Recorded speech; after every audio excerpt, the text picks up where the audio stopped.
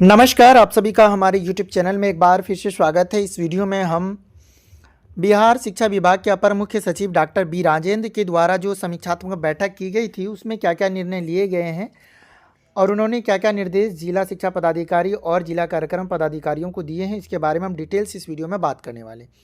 जी हाँ, बता दें कि ये जो है बैठक 20/1/2026 को की गई थी 11 बजे पूर्वाह्न में, जिसमें सभी क्षेत्र उप शिक्षा निदेशक, सभी जिला शिक्षा पदाधिकारी, सभी जिला कार्यक्रम पदाधिकारी के साथ वीडियो कॉन्फ्रेंसिंग के माध्यम से विभागीय समीक्षात्मक बैठक की कार्रवाई की गई थी। ठीक है, जिसमें क्या क्या निर्णय लिए गए हैं। पहला है शिक्षकों के वेतन भुगतान। शिक्षक के वेतन भुगतान के संबंध में समीक्षा की गई। समीक्षा के क्रम में सचिव शिक्षा विभाग द्वारा वेतन भुगतान हेतु निम्नांकित निर्देश दिए गए हैं। HRMS के माध्यम से दिसंबर 2025 में 99% शिक्षक और शिक्षकेतर कर्मियों को वेतन भुगतान की कार्रवाई की गई है। 3 जिले यथा दरभंगा 97%, वैशाली 98% और समस्तीपुर 98% की उपलब्धि राज्य औसत से कम है।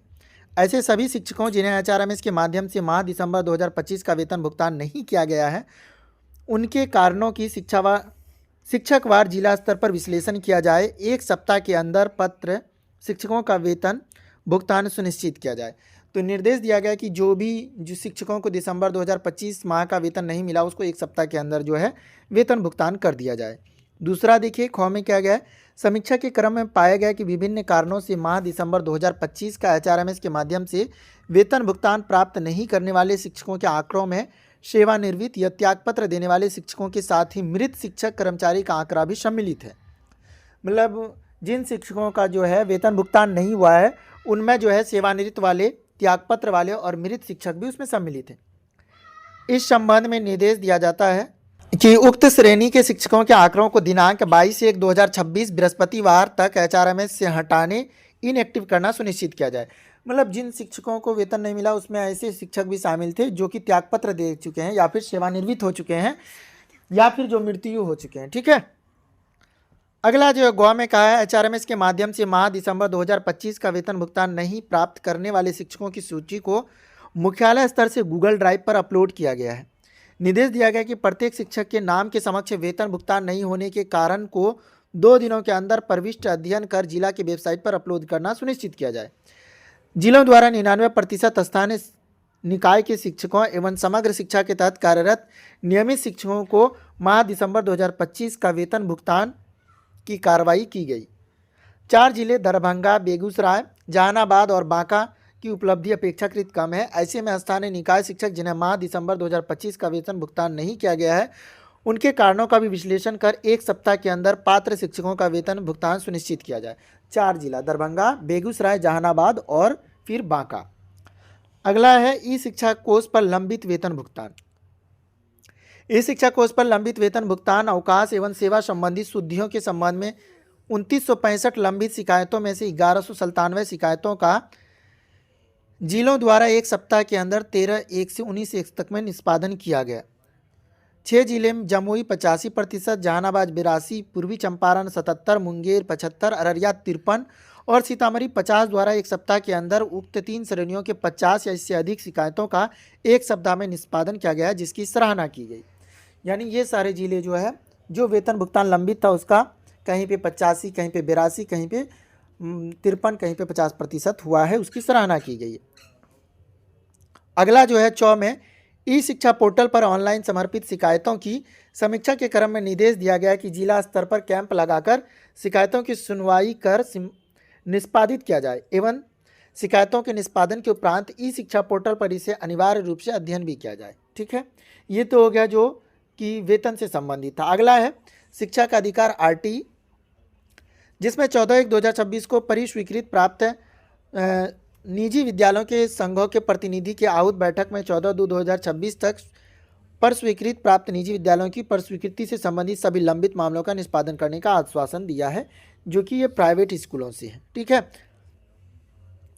यहाँ पे देखिए शैक्षणिक क्षेत्र में नामांकन के लिए बच्चों और अभिभावक द्वारा ऑनलाइन आवेदन की प्रक्रिया जारी है। आवेदन के पश्चात संबंधित प्रखंड शिक्षा पदाधिकारी द्वारा उक्त आवेदन का सत्यापन किया जाना है, जो कि वृहद स्तर पर लंबित है और इन सत्यापन का कार्य ससमय पूर्ण करना सुनिश्चित करने को कहा गया है।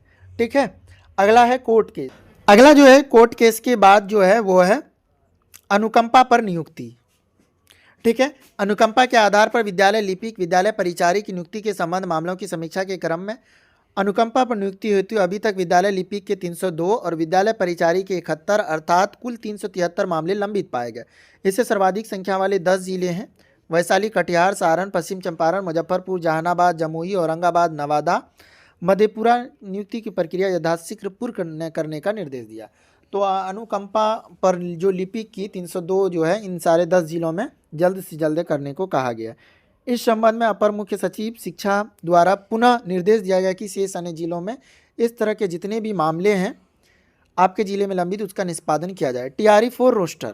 ठीक है, टीआरई 4 रोस्टर की समीक्षा के क्रम में पाया गया कि 24 जिलों का रोस्टर समाशोधन सामान्य प्रशासन विभाग से जांचोपरांत जिला द्वारा सुधार कर पुनः मुख्यालय को भेज दिया गया तथा शेष 14 जिलों के रोस्टर समाशोधन करते हुए 1-2 दिन के अंदर मुख्यालय को भेज दी जाएगी। ठीक है, तो ये उसके बाद है एसीडीसी, जिसमें प्री सीएफएमएस लंबित डीसी जो प्रपत्र है जो 146 और पोस्ट सीएमएफएस 473.97 करोड़, इन सब के बारे में बात की गई है। ठीक है, उसके बाद है पोस्ट मैट्रिक स्कॉलरशिप, जो भी लंबित मामले हैं उनको जल्द से जल्द करने के लिए कहा गया है।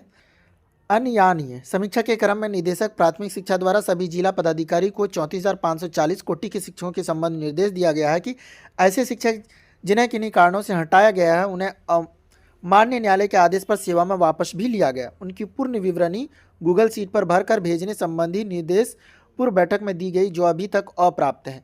मतलब कुछ ऐसे शिक्षक थे, ठीक है, 34,540 जिनको हटाया गया था, बाद में फिर उनको वापस लिया गया, तो उनके बारे में पूरा विवरणी जो है गूगल शीट पर भर करके मांगा गया है। ठीक है,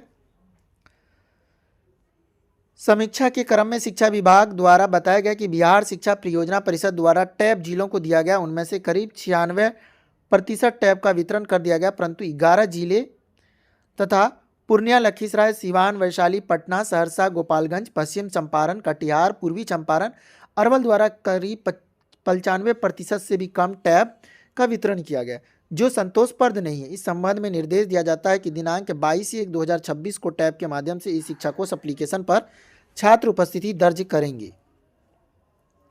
22/1/2026 से, ठीक है, छात्रों की उपस्थिति दर्ज करने के लिए कहा गया। सचिव शिक्षा राज्य परियोजना निदेशक द्वारा सभी जिला शिक्षा पदाधिकारी निम्नलिखित बिंदुओं पर ध्यान आकृष्ट किया है।